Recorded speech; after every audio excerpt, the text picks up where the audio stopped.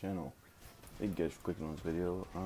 We're kind of going slow with the podcast lately, so we're trying to make something a little more entertaining for you. What you're seeing right now is some gameplay. I'm gonna tell you guys a story over this. I'm gonna tell you about the time I was sophomore year, and we were in the weight room. So we're doing our usual thing. There's me, Gulsher, Patrice. You know them as Osama and Baku or Distinct 64. And we're just sitting there. We're just minding our own business, doing weights, lifting stuff. And it gets to a point where we need to do deadlifts. And, Osama was struggling, that leg day and all that is not his forte. So we're sitting there, we're just trying to have some fun, bullshitting back and forth. And we're 145-pound weight short. Because I was doing deadlift, I think I was doing 350 at the time, we need one more 45 plate. So Osama goes to go grab one, and one of the guys next to us, we'll call him David. He's like, "Hey, I need a 45-pound plate," and David goes, "Yeah, sure, go take one." Osama takes one off of the guy's weight set as he's doing in the middle of a set, and Osama takes one of his weights off, and everyone just looks at him like, "Dude, are you serious right now?" And we all just thought that was super funny, and Osama was embarrassed to hell. I thought that was hilarious. Another story probably being when we all went to go see Venom. That was a good day actually. What ended up happening was, so we all get out of school. We all decide we're gonna go see Venom. Someone had slashed the tires on my bike at the time, and so it was this big ordeal. So I ended up having to go home, and I think I grabbed my skateboard, or I think I fixed the tubes on my bike or something. Anyways, I met back with them, I think, at the school, and I met back with them and we started walking to the movie theaters, but we went to the Dollar Tree first, because we were all broke, we didn't have anything, and we had our backpacks with us. So we stopped at Dollar Tree, we bought a bunch of crap that we did not need, we stuffed in our backpacks, and then we went to the movie theaters. And here's the problem with that, is that the guy we went with, his name was Jacob. Jacob tried to buy the things on his phone, the tickets, and he had pictures of them, but his phone died. And there was 6 of us. I already paid for my ticket. I think Josiah paid for his. I'm pretty sure one of us paid for it. So sport tickets, I had about $50 on me. I said, "Hey, you know what, guys? I'll pay $50. Just give me back later." Turns out, Jacob got the movie tickets. He had to send them to, I think, Gulsher. And so we ended up going in the movie theater after that big ordeal. One of the guys asked us, like, "What's in the backpacks?" We're like, "Oh, we just got out of school. We just wanted to see the movie really quick." Guy knew we were lying. I don't think he cared. Movie theater boys just don't care, I think. So then we go outside, and when we go outside, we get all our stuff ready. Then we go inside the movie theater, and we all sit down. We all sit down in this one row. So there's me, I think our buddy Eric, Patrice, Osama, Jeremiah, Jacob, and Clorox, which is Josiah. And we're all just sitting there. We're all acting like dumbasses throughout that whole movie. It was so bad. I felt so bad for people around us because we were screaming and hollering and laughing. Luckily, it wasn't. I think there's maybe like 10 people in there, including maybe besides us. So they didn't really care too much. It wasn't the very first day it came out, so everyone probably seen it already. We're sitting there, we're enjoying the movie, we're laughing, we're screaming at each other. And it gets to the point where we see like all these funny scenes and all that, and we all look at each other. We all just start dying laughing. And we get halfway through this movie, and Eric starts being a dumbass. And he fucking stood up, looked over the rail, and fell over the rail. And he got back up. We're all laughing. People are telling us to shush and shut up. And I thought that was just a funny moment. At the end of the movie, there's a scene, though, where, they're Venom and Eddie Brock talking back and forth in his head. And they're like, "Hey, what can we do?" And Venom goes, "Hey, I'm hungry." And he goes, "Okay, I know a good spot." And they pass an old lady with a dog, and Venom goes, "What is that? That looks delicious." And in sync, out of homey mental capacity or whatever, we all in sync look at Jeremiah and die laughing. And the problem is with that is that Jeremiah is Asian. That's what makes it great. And we used to call him in my phone his name is Chingling Legs. And that's because what ended up happening was is that one day we're walking back from school, Jeremiah took the bus stop. It also happened to be right in front of Gulcher's apartments, which also happened to be on my way home. So we're all walking there, and Jeremiah has longer legs than both of us, so he was just speed walking. And I got mad. I'm like, hey, Jingling Legs, slow down. That's how he got his name. Anyways, no, so in that movie, we all look at him, and Jeremiah has this thing that whenever we say something racist or just in general, just that's just rude or something, he hits us. But we're in a movie theater, so he saved all of it up. Keep in mind, this whole movie, we're saying all these shitty things, we're making fun of each other. So at the end of the movie, we all go outside, we're all laughing. We run into a couple people from school. They're assholes, you know, the popular kids, whatever. They're not even that popular, just fucking assholes. But no, we're just goofing off. There's this little statue from the movie theaters. Me and Osama start climbing it because we're bored. We got nothing else to do. We're just waiting around. And Jeremiah just wails on everybody, just left and right, just throwing punches. And that was funny because when Jeremiah hits me, he doesn't punch me, he karate chops me because that hurts more because he hits my nervous system. That's another quick story.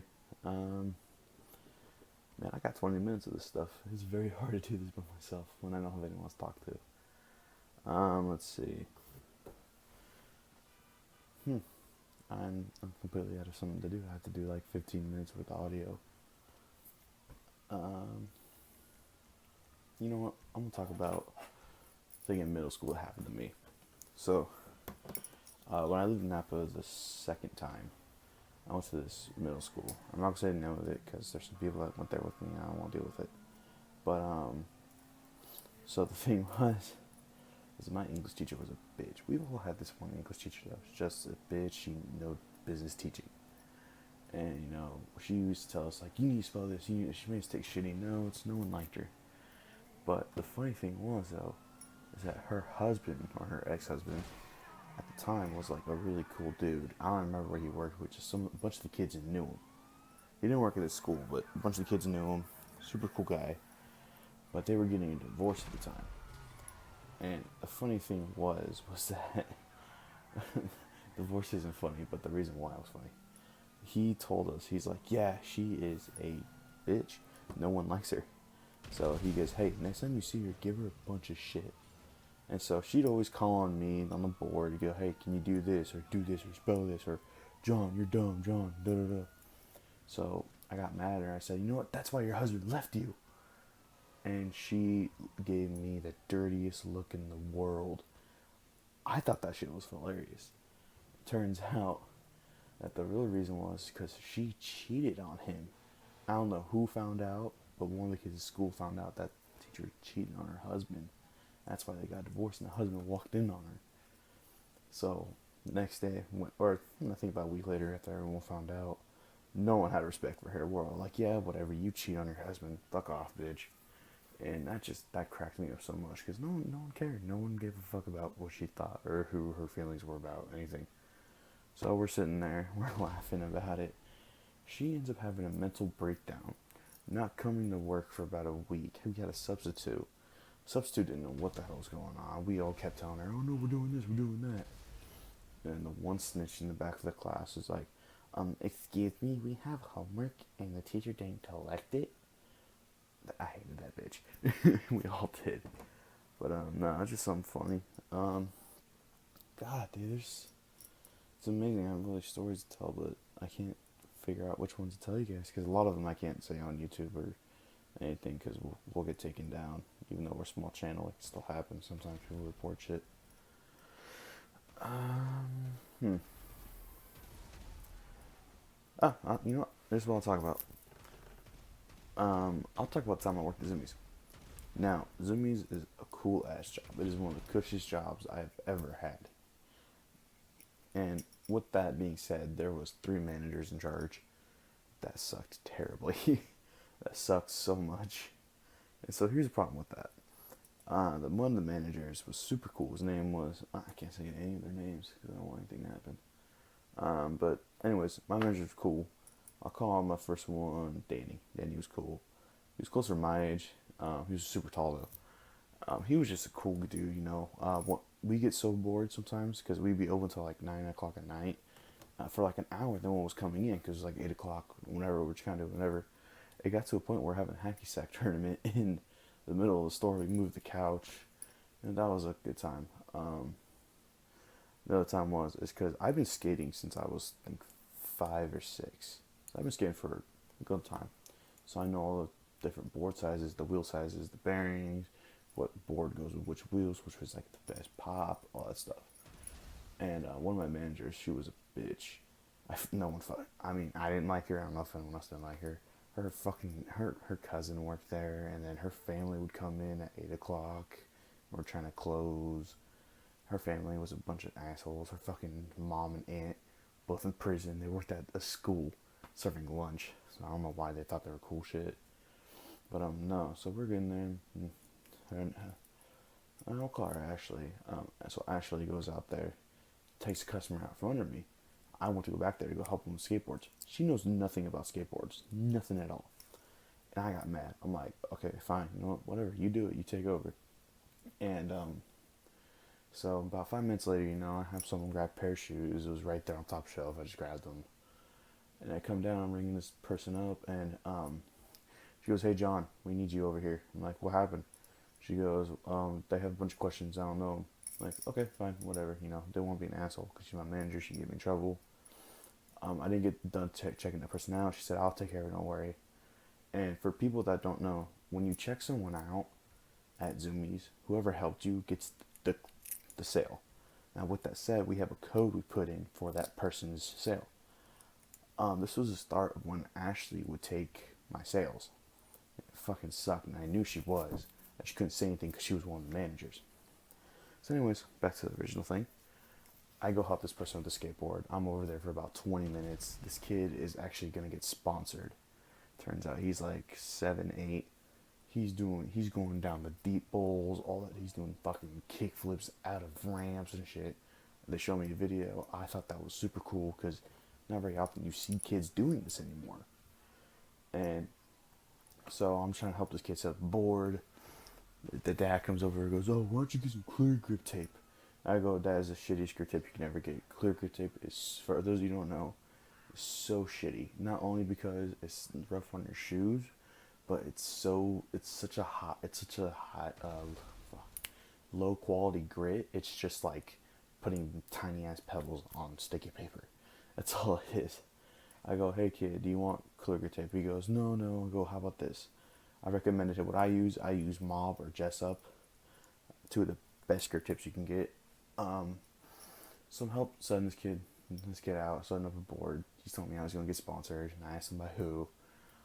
He's actually sponsored by a small company. I think it was King Trucks or something like that. It's where the kingpin is lower than the trucks. It was actually really cool. I thought about buying a pair of the trucks, but I just never did. And it was helping the kid set up the board. And Ashley comes over and says, hey, I need you to hurry up. I said, what do you mean? She goes, you need to hurry up now. They've been here for way too long. And I said, what do you mean by they've been here for way too long? She goes, there's other customers that need help. I'm like, okay, there's 4 of us here. I'm helping a customer out right now, trying to help him pick out a skateboard. She goes, fine, whatever. So I kind of hurry up, say, hey, you know what, here. I'll get all this. Gave the kid what I recommended.